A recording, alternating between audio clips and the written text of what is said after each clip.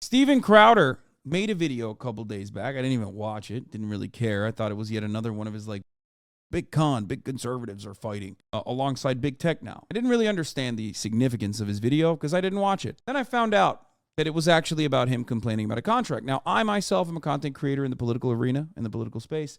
So, I understand what it's like when you get underpaid, when a big platform is taking away your work and only giving you back a percentage that you have no control over. Okay? Maybe this is going to be good. Let's take a look. Here is Steven Crowder complaining about a contract that was given to him by Big Con. Now, we don't know which conservative corporation has offered him a contract. We don't know the details of this contract at this moment. And a lot of people, including Jordan Peterson, actually decided that this was valid. Jordan Peterson, since then, when new revelations came out, deleted that tweet offering support to Steven Crowder. But let's take a look at what he had to say. Big tech is in bed with Big Con. The people you thought, the people I thought were fighting for you, a lot of it has been a Big Con.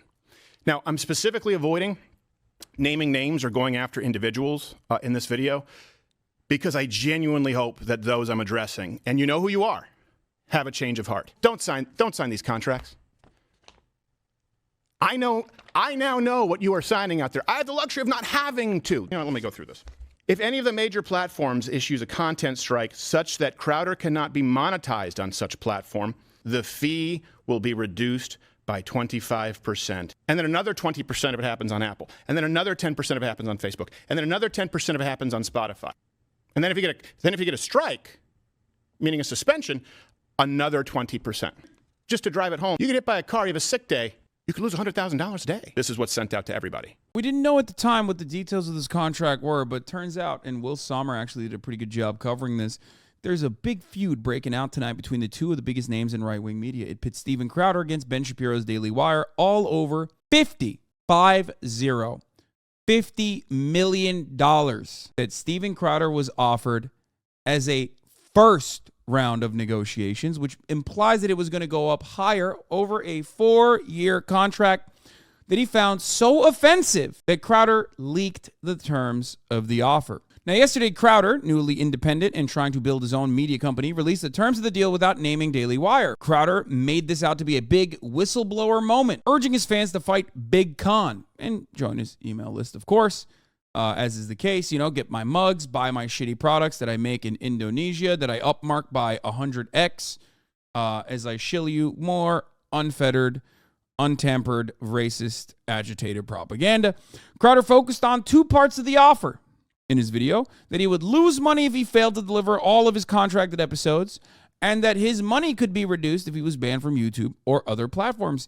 He left out that this contract was over $50 million as an opening offer. Fans quickly figured out Crowder was talking about the Daily Wire. So last night, the Daily Wire CEO Jeremy Boring, this right-wing mogul empire builder character, put out his own hour-long video effectively calling Crowder a moron for misconstruing the offer.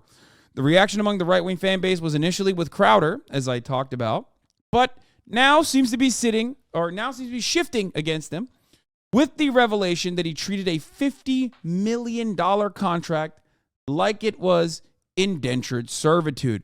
One final detail: Jordan Peterson, whose podcast is hosted by the Daily Wire, as I already pointed to, was apparently unaware of who Crowder's video was actually about and initially tweeted his support for him. Someone appears to have gotten to him, though, because Peterson later deleted the tweet.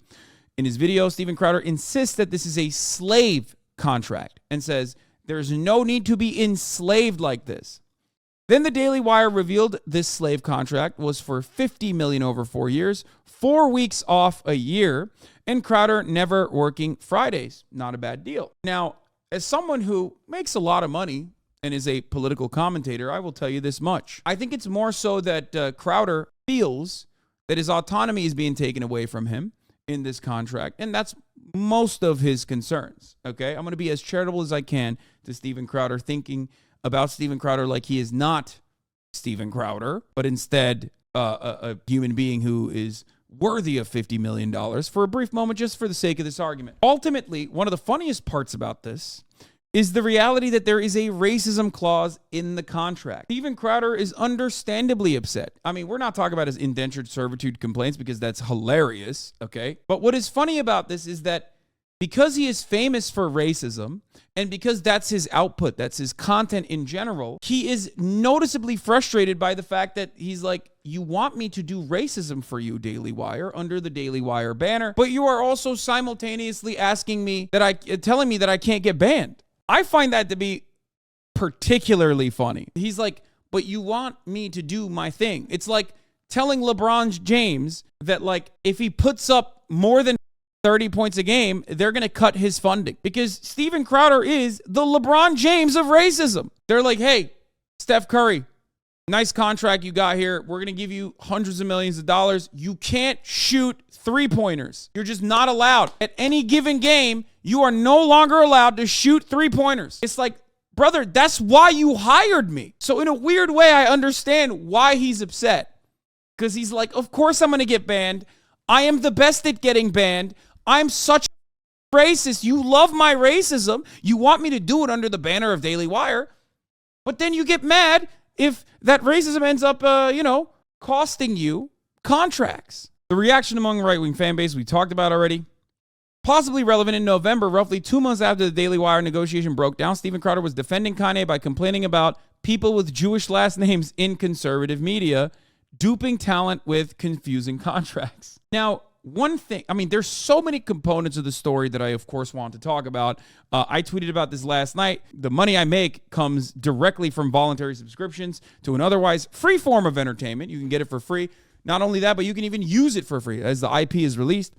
And people still choose to give $5 or a free Twitch Prime subscription. And I'm not touching the amount of revenue that Steven Crowder is demanding, the amount of contracts that Steven Crowder is like apparently comfortable receiving, and yet people still, his peons still unironically and expectedly turned around and did the same defense. They were like, oh, shut up. I don't know how they have this kind of money, though, okay?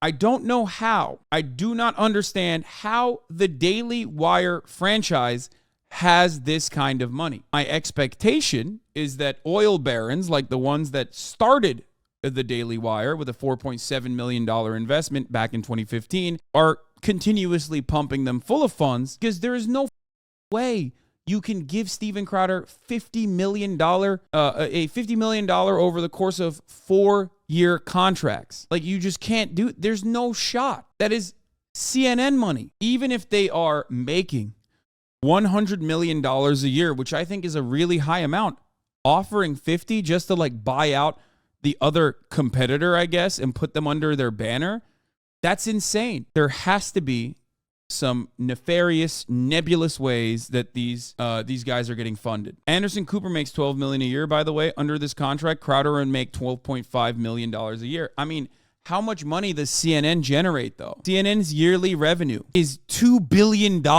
annually. CNN generates $2 billion. Do you think the Daily Wire generates $2 billion?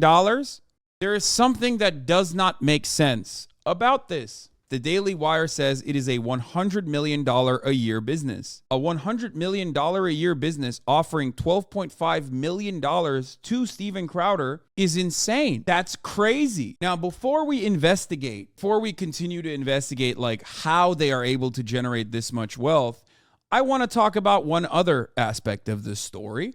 And that aspect of the story is directed at all of my supposedly leftist criticizers who say, Hasan, you are simply a grifter. You are not a Maoist third worldist like I am living in Iowa. If I wanted to grift, why the would I be on your side? Why would I be around people who genuinely generate content by just shitting on whoever they perceive as the largest leftist out there? This is what the left is known for. Self-defeating dumbasses. It is infinitely and unimaginably better for me to be a right-wing grifter.